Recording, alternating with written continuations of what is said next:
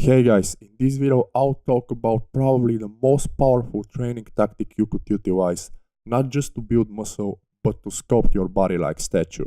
That's improving your ability to exercise mindfully by activating each of your muscles mentally, or in other words, developing what is called strong mind-muscle connection, aka MMC. How I'm going to do it is by firstly explaining what MMC is and why it's so crucial to anyone who wants to improve his or her physique, and then I'm going to give you my top tips on how to increase yours.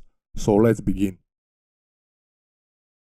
As you most likely already know, our brains control all of our daily movements, and apparently that doesn't exclude our muscle contractions. The way a muscle contraction begins is with a signal sent by the brain, and through the same it commands our muscles to contract. The mind-muscle connection occurs at the neuromuscular or myoneural junctions and is the brain's physical ability to generate electrical activity to cause muscle contractions. Same is the process of communication between our brains and muscles. During that process, our brains release a neurotransmitter called acetylcholine. When that happens, acetylcholine crosses the synapses between the nerves and the muscle and binds to the receptors on the muscle fiber surface. As a result of all that, our muscles contract. Studies have shown that putting our minds into the targeted area not only helps us in isolating it much more efficiently, but as well increases the number of recruited muscle fibers. In other words, the more you improve the communication between a muscle and your mind, the more significant portion of that area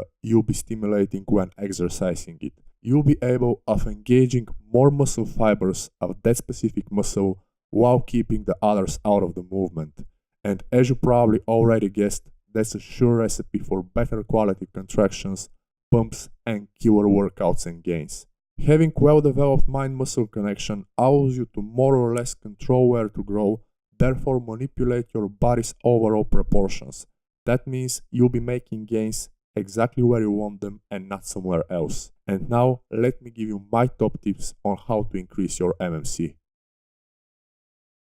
The first thing you have to understand is that the heavier weights you lift, the more you trigger your body's instinctive response to the excessive amounts of resistance, which means that instead of moving the weight by only using that exact muscle you want to work/isolate, your body automatically distributes it to multiple areas. Why? Well, it is pretty simple, because it wants to make everything as easier as it could be. The more muscles are used for moving certain amount of weight, the less resistance each of them is handling, and the less stimulation the targeted area is getting. Believe it or not, by lifting heavy, you are not only not giving yourself a chance to make the gains you could, but also most likely forcing growth on multiple undesired places. Due to that, the following is the first and the most fundamental tip I would like to give you when it comes to increasing your MMC. Leave the heavy weights to the strongman athletes and the power lifters. Feel each and every rep while going through full range of motion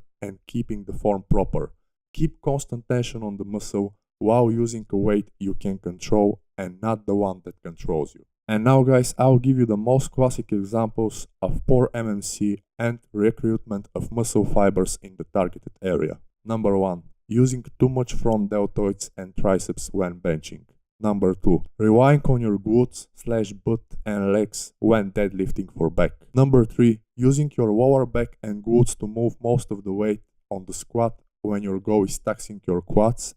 And the last one is moving the weight mostly with your biceps and forearms when training back. The second tip I want to give you guys is to use pre-exhaustion. Pre-exhaustion or pre-fatiguing is an incredibly efficient method. If you ask me, actually it's a game-changing method, and same helps immensely when it comes to establishing strong mind-muscle connection. The most basic version of this technique boils down to hitting an isolation movement before the compound ones. The isolation movement has to target that exact area of the muscle you have trouble to feel. Already having a pump there helps drastically when you try to work the same area mindfully on the following compound exercises. Yet the following things are what I highly recommend to anyone who wants to take this to a whole new level. Split your workouts into 2 portions. Do all of your isolation movements during the first and use the compound/multi-joint exercises as finishers. Warming up and isolating each of them individually allows you to establish strong mind-muscle connection with all areas of the muscle. For instance, begin a deltoid session by doing at least one isolation exercise for all 3 shoulder heads, and only then proceed with the pressing movements of your choice. So, the third tip I want to give you guys is to flex. Practicing some posing in between the sets not only allows you to stay connected to the trained muscle, but also drags extra blood and nutrients into the muscle cell during your rests. If you decide to follow the recommendations I just gave you, as long as for the pre-exhaustion, then begin the flexing after done with all of the isolation movements. Connecting to your muscles mentally is so much easier when you already have the pump going. Also, make sure to do those exact poses which flex the muscles you train on a particular session. For example, variations of most muscular with delts and lat spread and back double biceps with back.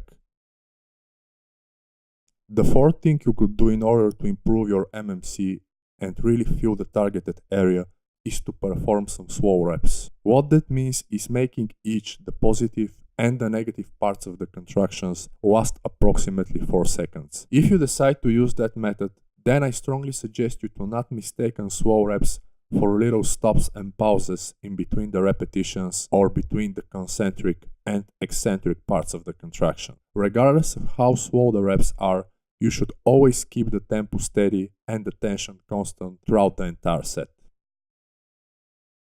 The fifth tip I want to give you guys is to do some unilateral work. What I mean here is not just doing exercises to allow you work each side individually, but placing your resting hand on the trained muscle as you do that. Although you can apply this on a limited number of movements, when that's the case, establishing mental connection with the targeted area becomes like 20 times easier. So let me give you a few examples of exercises like that. Single leg extensions, dumbbell preacher and concentrated curls, various cable and dumbbell overhead tricep extensions. My final tip is to start doing something I implemented into my training a few years ago. That's purposely keeping my muscles and especially the targeted area covered during the first portion of my workouts. In other words, when I do all of my isolation movements. So what I found is that paying too much attention to what I see could easily distract me, but thinking of where I'm supposed to feel the burn/the pain almost immediately puts my mind there. And due to that, I pretty much always rock an oversized tee when individually exercising the different portions of the muscle. That allows me to stay focused on what I feel and where I feel it. Yet, I believe you should keep in mind that this is more of an alternative tactic, and the same may not work for everyone. Some people report they have plenty of difficulties when learning how to contract and isolate their backs properly, and that is mostly due to the fact they cannot see those muscles. And if that is you, then seeing the targeted area might be your better option. So yeah guys, those were all of the tips I wanted to give you. Go and experiment with them in your next workout. I hope those things will help you the same way they helped and continue helping me. I also hope you'll find the video useful and learn something new. If that's the case, then you can click on the thumbs up button down below and also consider subscribing to my YouTube channel. You can also click on that bell notification button, and that way you'll be notified every time when I upload a new video. So yeah, I would like to thank you for watching this video. Please stay tuned for more. Peace and I'm out.